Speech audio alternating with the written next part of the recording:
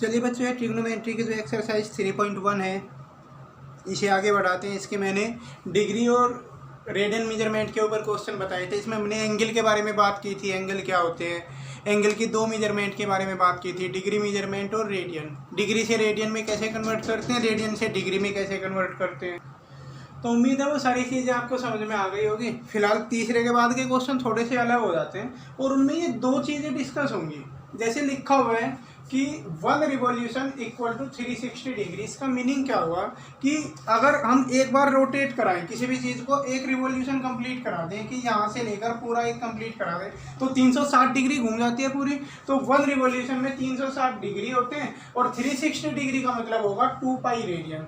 तो 1 रिवॉल्यूशन में 2 pi radian होंगे, या फिर ये कह सकते हो कि 1 रिवॉल्यूशन में 360 डिग्री होंगे। दोनों याद रखोगे। इसके अलावा ये फॉर्मूला शायद आपने आज से पहले पढ़ा भी हो कि जो एंगल होता है वो आर्क लेंथ अपॉन रेडियस। नहीं पढ़ा हो तो अभी के लिए से याद कर लो कि angle is equal to arc upon radius. Okay, मतलब एंगल को थीटा से रिप्रेजेंट करते हैं, आर्क लेंथ को एल और रेडियस को आर। तो theta equal to L upon R होते हैं। अब यहाँ से जो थीटा की वैल्यू आती है ना, वो थीटा रेडियन मेजरमेंट में होता है, वो डिग्री में नहीं आता। जब आप आर्क लेंथ को रेडियस से डिवाइड करोगे जो भी वैल्यू आएगी वो थीटा की रेडियन को रिप्रेजेंट करेगा। जैसे कहीं 3.4 आ गया तो वो 3.4 डिग्री नहीं होगा, वो 3.4 रेडियन होगा। तो यहाँ से जो थीटा आएगा वो रेडियन में आएगा, ये याद रखना, ठीक है। अब क्वेश्चन थर्ड से स्टार्ट करते हैं हम। जैसे क्वेश्चन नंबर थर्ड में बुक रख लो अपने सामने और क्वेश्चन नंबर थर्ड को देखो। थर्ड क्वेश्चन में लिखा हुआ है कि कोई व्हील 360 रिवॉल्यूशन करती है 1 मिनट में। मैं लैंग्वेज एक्सप्लेन कर रहा हूँ आपको कि 1 मिनट में 1 मिनट में 360 रिवॉल्यूशन करती है। ओके, अब ना डाटा कलेक्शन कर लिया करो पहले रफली कि 1 मिनट में 360 रिवॉल्यूशन करती है। 360 डिग्री नहीं, 360 बार घूमी है वो रिवॉल्यूशन। ये कह रहा है how many radian does it turn in 1 second. तो हमें ये बताना है कि 1 सेकेंड में कितने रेडियन घूमे, वो कितने रेडियन उसने कवर किए। सिर्फ ये क्वेश्चन है। गिवन ये है कि 1 मिनट में 360 रिवॉल्यूशन करती है तो 1 सेकंड में कितने रेडियन वो कवर कर लेगी। क्वेश्चन क्लियर हो गया। अब हम कैसे कैच करेंगे। अब यहाँ पर देखो उसने कह रखा है कि 360 रिवॉल्यूशन करती है, 360। अब हमें पता है कि एक रिवॉल्यूशन में 2 पाई रेडियन घूमती है। एक रिवॉल्यूशन में 2 पाई रेडियन घूमती है। तो 360 रिवॉल्यूशन में कितना घूमेगी। फिर से दोहरा रहा हूँ मैं क्वेश्चन को। एक रिवॉल्यूशन मतलब 2 पाई रेडियन। देखो सॉल्यूशन में क्या लिखोगे कि 1 मिनट इक्वल टू 360 रिवॉल्यूशन, ये दे रखा है। मिनट को तो सेकंड में कन्वर्ट कर लो, 1 मिनट को तो कह सकते हैं हम 60 सेकंड। और ये जो 360 रिवॉल्यूशन है, एक रिवॉल्यूशन में 2 पाई रेडियन, तो 360 रिवॉल्यूशन में 2 पाई इंटू 360 इतने रेडियन हो गए। तो 1 सेकंड में इतने रेडियन कवर करेगी। हमसे बस उसने ये पूछा है 60 सेकंड में इतने रेडियन कवर किए। 1 सेकंड की रेडियन पूछी है तो 1 सेकंड में कितने हो जाएंगे, 60 से डिवाइड करना पड़ेगा। 2 पाई मल्टीप्लाई 360 अपॉन 60 इतने रेडियन हो जाएंगे। ओके, 60 से कैंसिल करोगे 6 जा तो 12 पाई रेडियन। बस ये आंसर आ जाएगा कि 1 सेकंड में वो व्हील 12 पाई रेडियन कवर कर लेगी। बस ये आंसर आप लिख दोगे। कुछ हुआ क्लियर कुछ। देखो फिर से मैं बता देता हूँ। 1 मिनट में 360 रिवॉल्यूशन करती है। 1 मिनट का मतलब क्या हुआ, 60 सेकंड। तो 60 सेकंड में 360 रिवॉल्यूशन का मतलब क्या हुआ कि 360 गुना 2 पाई रेडियन, क्योंकि एक रिवॉल्यूशन में 2 पाई होते हैं। तो 360 में कितने होंगे, 360 गुना 2 पाई। तो 60 सेकंड में 360 गुना 2 पाई रेडियन इतना कवर कर लेगी।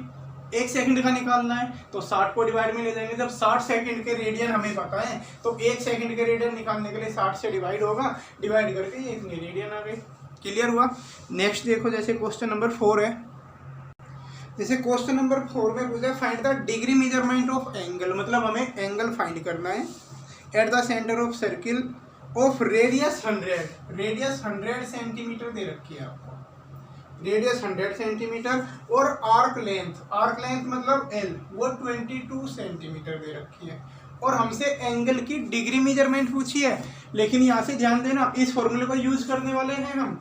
थीटा इज इक्वल टू होता है L upon R, L upon R यानी कि 22/100 इतने रेडियन आ जाएगा। यहाँ से जो थीटा आता है वो रेडियन में आता है। ओके, अब इससे तुम्हें डिग्री बनाना है। ये आंसर रेडियन में आया।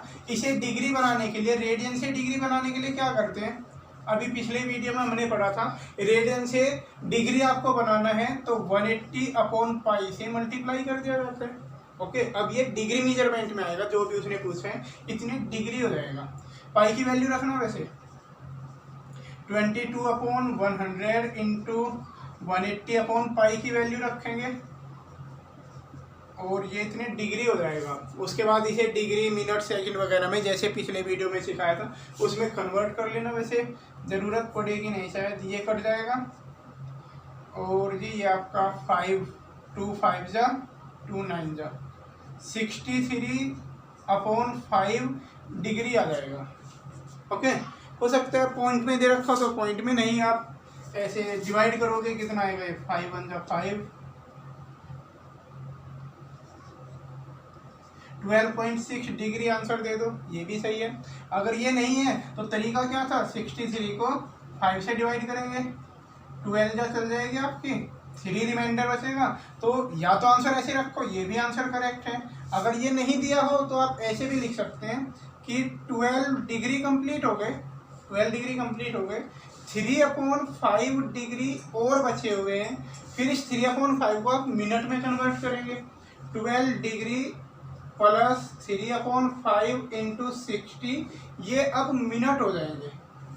5 से 60 कट जाएगा आपका और 36 मिनट आएगा। तो फाइनल आंसर आएगा 12 डिग्री 36 मिनट। ये परफेक्टली करेक्ट है। इस वाली पे कोई मार्क्स काट भी सकता है, लेकिन ये वाला डेफिनेटली करेक्ट है। ठीक है, 12 डिग्री 36 मिनट। तो इतने डिग्री मेजरमेंट में उसने पूछा था, इतना आ जाएगा। यहाँ भी छोड़ दोगे तब भी कोई दिक्कत नहीं है। मेन बात क्या थी, थीटा से ये जो वैल्यू आती है वो रेडियन में होती है और उसे हमें फिर एक डिग्री में कन्वर्ट करना पड़ा। क्वेश्चन नंबर 5 को समझिए। अब क्वेश्चन नंबर 5 में कह रखा है एक सर्किल जिसका डायमीटर 40 सेंटीमीटर है, उसकी एक कोड जिसकी लेंथ 20 है, एक कोड जिसकी लेंथ 20 है, इससे सेंटर पर कोई एंगल बनाया तो हमें लेंथ ऑफ माइनर आर्क, मतलब इस आर्क की हमें लेंथ फाइंड करनी है, इस आर्क की लेंथ फाइंड करनी है। रेडियस 20 हो जाएगी, जब डायमीटर 40 दे रखा है, डायमीटर 40 तो रेडियस 20 हो जाएगी। इस कोड की लेंथ भी 20 दे रखी है। तो इस तरीके से इस कोड ने जो सेंटर पर एंगल बनाया, ये एंगल, इसे अगर मैं थीटा मान लूँ, ये एंगल थीटा है, ये 20, ये 20, ये भी 20, तो आपको क्लियर हो जाएगा कि ये वाला ट्रायंगल इक्विलेटरल ट्रायंगल बना। और अगर ये इक्विलेटरल ट्रायंगल बना तो उसके सारे एंगल 60 डिग्री के होंगे। तो ये थीटा कितना है, 60 डिग्री है। लेकिन ये जो फॉर्मूला होता है ना हमारे पास, theta equal to L upon R, इस फॉर्मूले को हम तभी अप्लाई कर सकते हैं जब हम डिग्री को रेडियन में कन्वर्ट कर लें। तो इस डिग्री को रेडियन में बदलने के लिए पाई अपॉन 180 से मल्टीप्लाई कर दोगे, पाई अपॉन 180 से मल्टीप्लाई कर दी तो ये पाई अपॉन 3 रेडियन आ गया।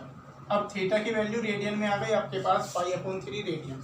ओके, थीटा है, रेडियस है, आर्क लेंथ उसने हमसे पूछी है, तो L equal to R into theta हो जाएगा। इस फॉर्मूले से देखें तो L equal to R into theta, value रख दो, आर की वैल्यू 20 और थीटा की वैल्यू पाई अपॉन 3, पाई की वैल्यू भी 22/7 यूज करके पॉइंट में आंसर ले आना, जो भी आएगा वो कर लेना। क्वेश्चन नंबर 6 को एक बार डिस्कस कर लेते हैं।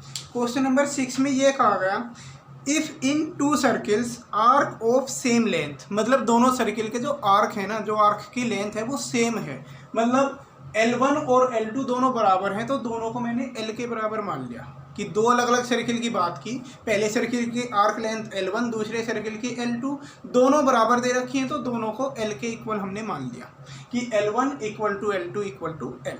ओके, और दोनों के थीटा दे रखे हैं, एंगल मेजरमेंट दे रखे हैं, एक का 60 डिग्री, एक का 75 डिग्री। लेकिन उस फॉर्मूले को हम तब यूज़ करते हैं जब एंगल रेडियन में आ जाएं तो इस 60 डिग्री को भी रेडियन में बदल दिया π/180 से मल्टीप्लाई करके, 75 को भी π/180 से मल्टीप्लाई करके। कुछ काट पीट नहीं की मैंने, क्योंकि बाद में देखेंगे सारी काट पीट फाइनली एक साथ कर लेंगे।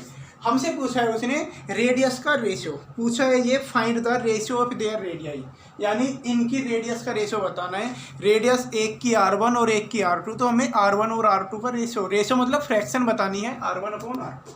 तो जब ये फाइंड करना है हमें R1/R2, तो आप क्या करो, R1 का फॉर्मूला देखो यहाँ पर, R का फॉर्मूला क्या होगा, R हो जाएगा L/θ, R theta equal to L होगा तो R की वैल्यू L/θ हो जाएगी। R1 लिखना तो L1/θ1, R2 लिखना है तो L2/θ2। क्लियर है।